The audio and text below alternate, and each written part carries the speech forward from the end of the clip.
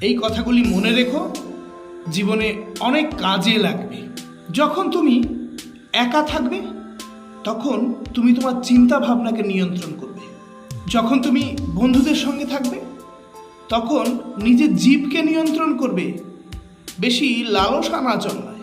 যখন বুঝবে তোমার প্রচণ্ড রাগ হচ্ছে তখন তোমার এই রাগকে নিয়ন্ত্রণ করবে, তোমার উত্তেজনাকে নিয়ন্ত্রণ করবে। যখন তুমি অনেক মানুষের সঙ্গে থাকবে তখন নিজের আচরণগুলোকে নিয়ন্ত্রণ করবে। যখন তুমি প্রচণ্ড বিপদের মধ্যে আছো তখন তোমার আবেগকে নিয়ন্ত্রণ করবে, তোমার হঠকারী সিদ্ধান্তকে নিয়ন্ত্রণ করবে। তখন তুমি তোমার মনকে নিয়ন্ত্রণ করবে। এই নিয়ন্ত্রণগুলো যদি তুমি করতে পারো তাহলে বুঝতে হবে তোমার নিজের প্রতি নিজের নিয়ন্ত্রণ আছে।